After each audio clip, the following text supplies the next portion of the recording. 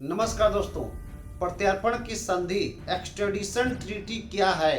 तो यह एक प्रकार का द्विपक्षीय समझौता बायलैटरल एग्रीमेंट है जो दो देशों या दो पक्षों के बीच में यह समझौता होता है, या यूँ कह सकते हैं कि यह एक प्रकार का कानूनी समझौता है, लीगल एग्रीमेंट है जो भगोड़े अपराधियों को न्याय के दायरे में लाने की एक महत्वपूर्ण भूमिका निभाता है। यह संधि आतंकवाद, विमान अपहरण, हत्या, मादक पदार्थों से संबंधित गंभीर अपराधों के लिए लागू होता है। भारत का लगभग 50 देशों के साथ प्रत्यर्पण की संधि है, जैसे USA, Canada, Germany, UK, France, Brazil, Australia, Saudi Arabia, Bharat के पड़ोसी देश भूटान, नेपाल, बांग्लादेश आदि।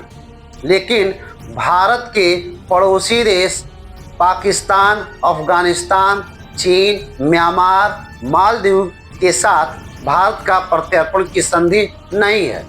भारत में कुछ ऐसे व्यक्ति हैं जो संगीन अपराध करके भारत से बाहर भाग गए हैं, लेकिन उन्हें भारत सरकार वापस लाने का प्रयास कर रहा है या ला भी रहा है। जैसे 1993 में मुंबई में बम ब्लास्ट हुआ था, जिसका मुख्य आरोपी दाऊद इब्राहिम था, लेकिन भारत से भागकर पाकिस्तान के कराची में चला गया।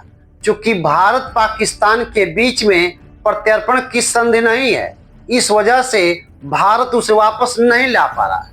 1993 के मुंबई बम विस्फोट तथा संगीतकार गुलशन कुमार की हत्या के आरोप में अबू सलेम पुर्तगाल भाग गया था, लेकिन भारत ने पुर्तगाल के साथ प्रत्यर्पण की संधि के तहत उसे सन 2005 में भारत वापस लाकर यहाँ के कानून के अनुसार उसे सजा दी गई।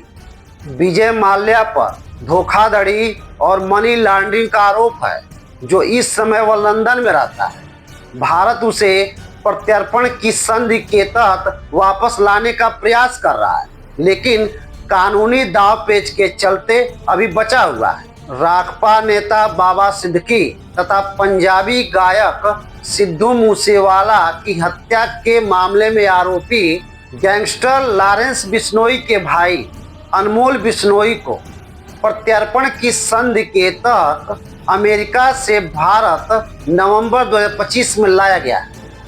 इसी तरह से बांग्लादेश की पूर्व प्रधानमंत्री शेख हसीना भारत में निर्वासित जीवन जी रही हैं, जिनके ऊपर मानवता के खिलाफ आरोप के लिए मौत की सजा सुनाई गई है। भारत प्रत्यर्पण की संधि के तहत शेख हसीना को बांग्लादेश को वापस सौंप सकता है। अगर आप लोगों को यह वीडियो अच्छा लगा हो, इसे लाइक कीजिएगा, सब्सक्राइब कीजिएगा, शेयर कीजिएगा। धन्यवाद।